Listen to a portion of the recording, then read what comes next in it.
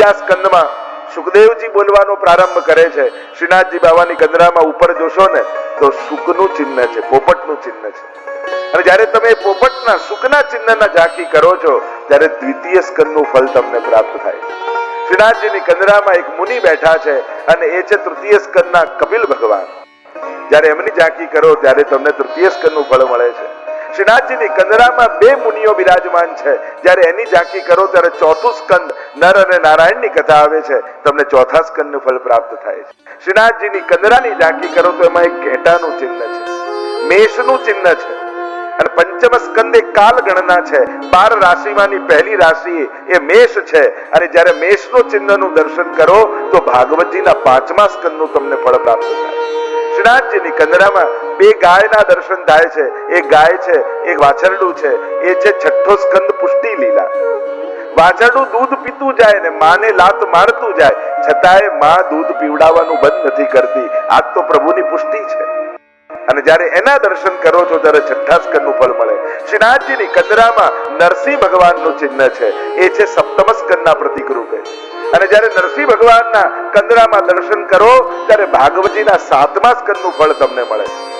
શ્રીનાથજીની કંદરામાં એમ એક ચિહ્ન તમને ગણાવું તો જોવા જાઓ તો 8મું એ સર્પનું ચિહ્ન છે. 8મા સ્કંદમાં સમુદ્ર મંથનની કથા આવે છે.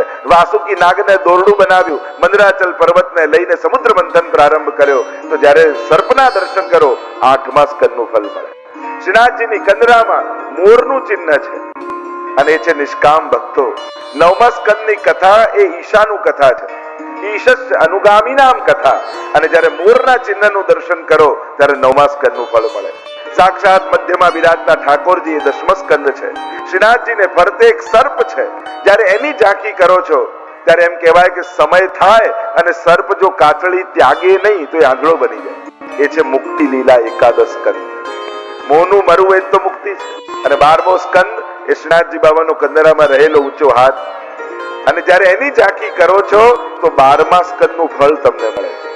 એમ 7 દિવસ ભાગવતજીનું શ્રવણ કરીને જે ફળ મળે એ શ્રીનાથજી બાબાની એક પ્રેમથી કરેલી ઝાંકીથી એ 12 સ્કંદના ફળની પ્રાપ્તિ થાય.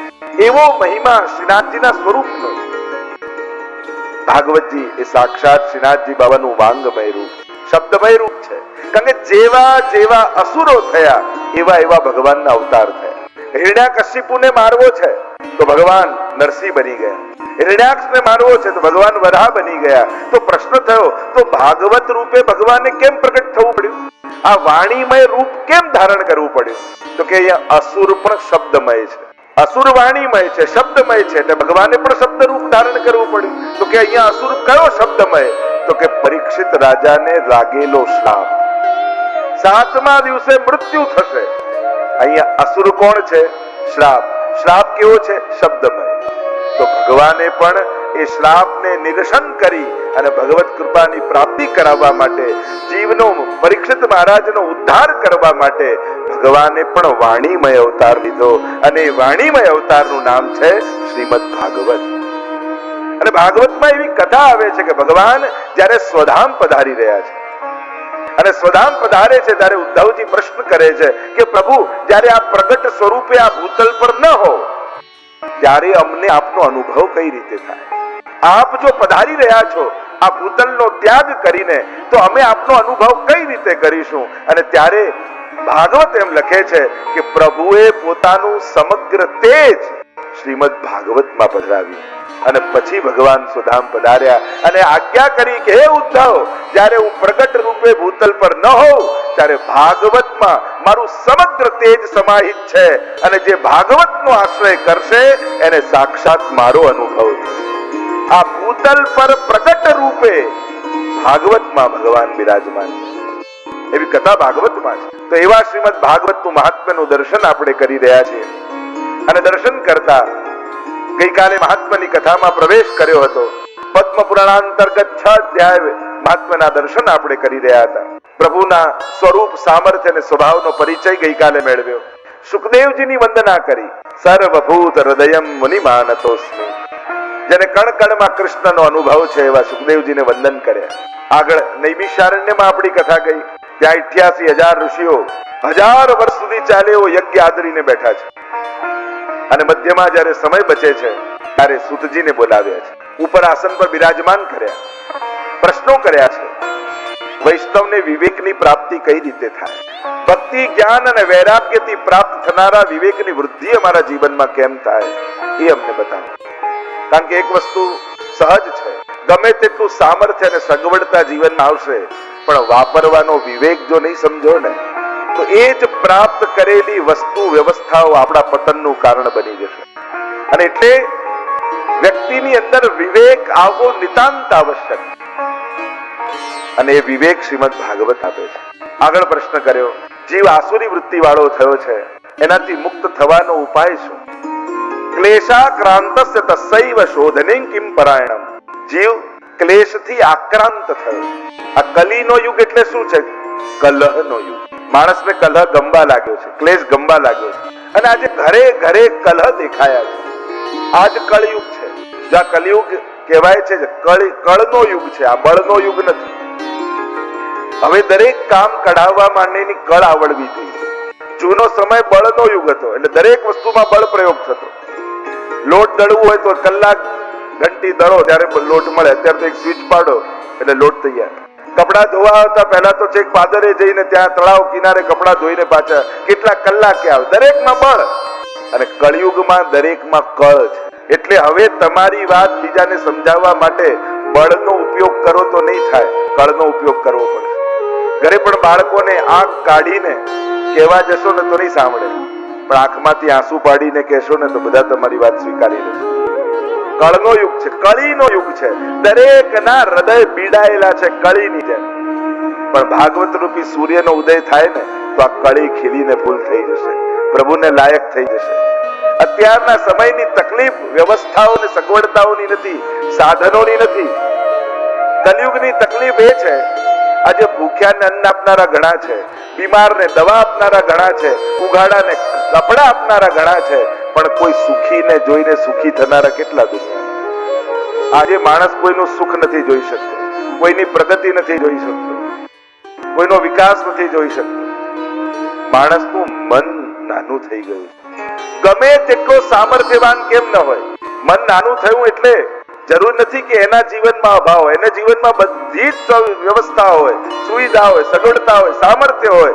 સુખી વ્યક્તિ બીજાનું સુખ નથી જોઈ શકતો. તકલીફ એ છે. કદાચ અભાવમાં રહેનારો ન જોઈ શકે તો સમજાય. અરે મેં તો ત્યાં સુધી જોયું છે કે ગમે તેટલો મોટો શેઠ હોય, ઘરમાં કામવાળા બેન પણ નવો સાલડો પહેરીને આવે ને તો શેઠાણી જોઈ ના શકે. આની પાસે આ ક્યાંથી? તકલીફ અભાવની નથી, તકલીફ વૃત્તિની છે. બધી જ સુવિધાઓની વચ્ચે પણ માણસ કોઈનું સુખ જોવા તૈયાર નથી. પ્રતીક્ષા જ કરતો રહે ક્યારે પતન થાય. કલહ પ્રિય વ્યક્તિ થઈ ગયો છે, ક્લેશ એને ગમવા લાગ્યો છે. કહ્યું, ગુરુદેવ કોઈ એવું સાધન બતાવો જે પવિત્ર કરનારાઓમાં પણ પવિત્ર કરનારું હોય, ભગવાનને મેળવી આપે એવું કોઈ સાધન બતાવો. એમ કહીને ગુરુ વંદના કરતા સૌનકજી બોલ્યા, ચિંતામણીર લોક સુખમ સુરદ્રુઃ સ્વર્ગ સંપદમ પ્રયચ્છતિ ગુરુઃ પ્રીતો વૈકુંઠમ યોગી દુર્લભમ. ગુરુદેવ, ચિંતામણી પ્રસન્ન થાય તો સંસારનું સુખ આપે, કલ્પવૃક્ષ પ્રસન્ન થાય તો સ્વર્ગનું સુખ આપે, પણ ગુરુ પ્રસન્ન થાય તો યોગીઓને દુર્લભ એવું વૈકુંઠ ધામ આપી દેતો હોય. ગુરુની પ્રશંસા કરી છે, ગુરુની વંદના કરી છે. એક વાત મારી ધ્યાન રાખો, સંસારિક જીવનમાં, આપણા લૌકિક જીવનમાં જેટલી મહત્તા માની છે એટલી જ અલૌકિક જીવનમાં એટલી જ મહત્તા ગુરુની છે. જેમ સાંસારિક જીવનમાં માનું કેટલું મહત્વનું સ્થાન છે, એ પાળી પોષી અને બાળકને મોટું કરીને તૈયાર કરે છે, એ જ રીતે અલૌકિક માર્ગમાં એટલી જ મહત્તા ગુરુની હોય છે. ગુરુ એક તત્વ છે, વિચાર છે, બધી જ વાત બરાબર, પણ વ્યક્તિગત અનુભવ પરથી કહું તો એક પ્રગટ ગુરુની જરૂરત પડે જ છે. એક મનુષ્ય આકાર ધારણ કરેલા એ ગુરુ તત્વની આવશ્યકતા આધ્યાત્મિક માર્ગમાં જરૂર પડે જ છે. અને એટલે જ મહાપ્રભુજીને સર્વોત્તમ સ્તોત્રમાં શ્રી ગુસાઈજી ગુરુવે નમઃ એમ કહીને વંદન કરે. આ ગુરુ છે. ગુરુ તત્વ એ બહુ જ વિશેષ મહત્વ રાખે છે આધ્યાત્મિક માર્ગ. જેમ ભગવાન કોઈ આધ્યાત્મિક માર્ગમાં ભગવાનને પ્રાપ્તિ માટેના પ્રયાસો કરતા કરતા મુક્તિને પામે તો મર્યા પછી 4 પ્રકારની મુક્તિ ભગવત ધામમાં મળતી હોય, ભગવાન જોડે મળતી હોય. પણ ગુરુ કૃપા એવી છે એ જીતા જીવંત મુક્તિનો અનુભવ કરાવે છે. સાયુજ્ય, સારૂપ્ય, સામીપ્ય અને સાલોક્ય 4 પ્રકારની મુક્તિ કઈ છે. એ જ મુક્તિ જીતા જીવંત ગુરુ આપે છે. આ જ દેહ સાયુજ્ય. અને સાયુજ્ય મુક્તિ ગુરુ ક્યારે આપે? જ્યારે ગુરુએ કોઈ સંકલ્પ કર્યો હોય સત્કાર્યનો અને સત્કાર્યમાં અમને જોડી દે તો માનવું કે ગુરુએ જીતા જીવંત સાયુજ્ય મુક્તિ આપી. બીજું છે સામીપ્ય. જ્યારે ગુરુ તમને સંસારિક કાર્યોમાંથી કાઢી પોતાની સેવામાં જોડી દે તો માનજો, પોતાનું સામીપ્ય આપી દે તો માનજો મને સામીપ્ય મુક્તિ મળી. સાલોક્ય. જ્યારે તમને સાંસારિક કાર્યોમાંથી કાઢી પોતાના કોઈ હવેલીના કાર્યમાં, કોઈ પોતાના સત્કાર્ય, પોતાના ધામમાં સેવામાં રાખી દે તો માનજો સાલુક્ય મુક્તિ મળે. અને ચોથું કહ્યું સારૂપ્ય, કે જે ગુરુ સાથે રહેતા હો ધીમે ધીમે રહેતા રહેતા એનું રૂપ ગુરુ જેવું થઈ જાય. એના વસ્ત્ર, એના પહેરવા, ઓઢવા, બોલવા દરેક પ્રકાર ગુરુ જેવું થઈ જાય. અને જ્યારે ગુરુનો આટલો પ્રભાવ દેખાય તો માનવું કે મને સારૂપ્ય મુક્તિ મળી. ગુરુ કૃપા. આપણે ત્યાં તો વિશેષ પ્રકારથી જ્યારે જ્યારે ગુસાઈજી દમલાજીને પૂછે છે કે તમે મહાપ્રભુજીને શું કરીને જાણો છો, અને ત્યારે જવાબ આપે છે દમલાજી કે હું પ્રભુ કરતા પણ વલ્લભને અધિક કરીને જાણું. અધિક કેમ? અને ત્યારે બહુ સુંદર ઉત્તર આપતા દમલાજીએ સમજાવ્યું કે દાન બડો કે દાતા. મોટું કોણ, દાન કે દાતા? કરોડો રૂપિયાના ઢગલા પડ્યા હોય પણ આપનારો ન હોય તો દાન પોતે જઈ શકતું નથી. એમ જ શ્રીનાથજી બાવા એ અમૂલ્ય દાન છે, પણ શ્રી મહાપ્રભુજી આપનારા દાતા છે. જો એમણે અમને શ્રીજીને ન બતાવ્યા હોત, ન આપ્યા હોત તો અમે ક્યાં ઓળખવાના હતા? એટલે જ મહાપ્રભુજી જ્યારે શ્રાવણ શ્યામલે પક્ષે એકાદશ્યામ મહાનિશી, સિદ્ધાંત રહસ્યમાં વર્ણન છે, એ પવિત્ર એકાદશીની રાત્રિએ ત્યાં ગોકુલમાં યમુનાજીના ઘાટ ઉપર આ હજારો દોષોથી ભરેલા જીવનો પ્રભુ સ્વીકાર ક્યારે કરે, કઈ રીતે કરે એનું ચિંતા કરી રહ્યા છે, ચિંતન કરી રહ્યા છે. અને મધ્યરાત્રિએ સ્વયં શ્રીનાથજી બાબા પ્રગટ થયા, 4 વચન માંગ્યા અને 4 વચને ઠાકોરજી એ સમયે મહાપ્રભુજી સાથે બંધાયા. બ્રહ્મ સંબંધ મંત્ર આપ્યો મહાપ્રભુજીને અને આજ્ઞા કરી આપ જીવને બ્રહ્મ સંબંધ કરાવો. બ્રહ્મની સાથે શરણાગતિનો સંબંધ એ જ બ્રહ્મ સંબંધ. અને વચન આપ્યું આપના થકી જે જીવ મારા શરણે આવશે એના દોષો સામે ન જોતા એનો સહદોષ હું સ્વીકાર કરીશ. અને 4 વચન આપ્યા. પહેલું વચન આપ્યું કે હે શ્રી વલ્લભ, આપના થકી જે જીવ શરણાગત થશે એનો નિશ્ચિત હું સ્વીકાર કરીશ.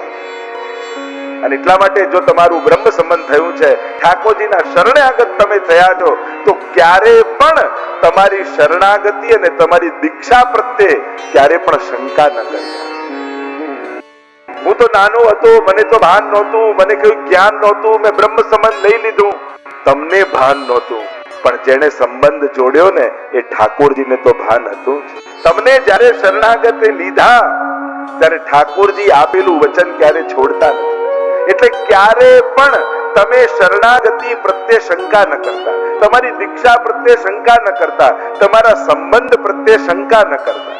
નિશ્ચિત ઠાકોરજી તમારો સ્વીકાર કરે. બીજું વચન આપ્યું કે એક વાર જેને સ્વીકારીશ એનો ક્યારે ત્યાગ નહીં કરો. એટલે જે જીવનું પણ બ્રહ્મ સંબંધ થયું છે, અંતરાય થશે પણ ઠાકોરજી ક્યારે ત્યાગ નહીં કરે. ઘણી વાર અંતરાય થાય, 5 વર્ષ, 10 વર્ષ, 25 વર્ષ, 1 જન્મ, 2 જન્મ, પણ જેનો પણ હાથ ઠાકોરજીએ પકડ્યો છે પ્રભુ એનો ક્યારે ત્યાગ નહીં.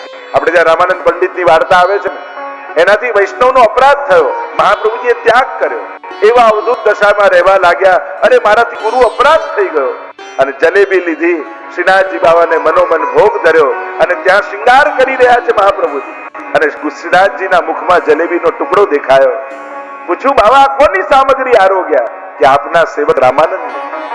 અરે એનો તો ત્યાગ કર્યો છે, પણ હું આપની સાથે તો વચને બંધાયેલો છું વલ્લભ, એક વાર જેનો સ્વીકાર કરીશ એનો ક્યારે ત્યાગ નહીં કરીશ.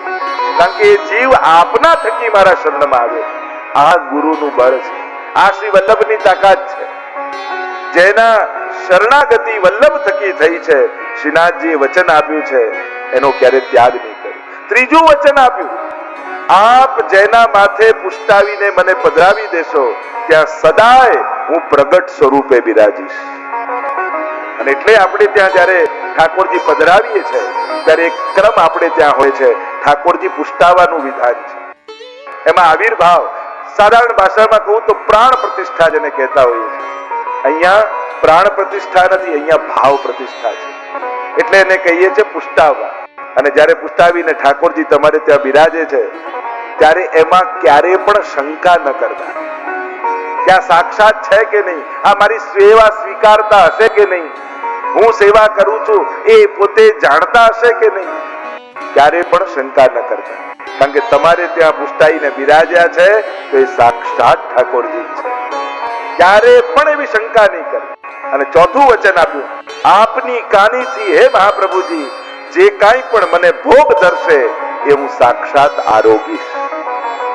અને એટલે તમે જે ભોગ ધરો છો અને ભોગ ધરતે સમયે કાની આપો છો કે શ્રી વલ્લભની, ગુસાઈજીની, 84 વસુબાવન વૈષ્ણવની, અને જ્યારે કાની આપો છો ત્યારે ઠાકોરજી ચોક્કસ આરોગે છે. તમે એમ કહો આરોગે તો ઓછું ના થાય? અરે પ્રભુ આરોગે એ ઘટે નહીં, વધે. 2 વૈષ્ણવ માટે બનાવ્યું હોય ને અને 4 વૈષ્ણવ પાતલ લઈ જાય ત્યારે માનજો આજે ઠાકોરજી પ્રેમથી આરોગ્યા છે. આપણે ત્યાં તો વિધાન જ એ છે કે પ્રભુ આરોગ્યનું પ્રમાણ શું કે ભોજન કરવા બેઠા હો ને અચાનક વૈષ્ણવ આવી જાય અને એ પ્રસાદ લઈ જાય ત્યારે માનવું આજે ઠાકોરજી બહુ પ્રસન્નતાથી આરોગ્યા છે. 4 વચને બંધાયા છે. અને એટલા માટે અન્ય જગ્યાએ તો એ શંકાઓ છે કે ગુરુને પહેલા પગે લાગવું કે ઠાકોરજી?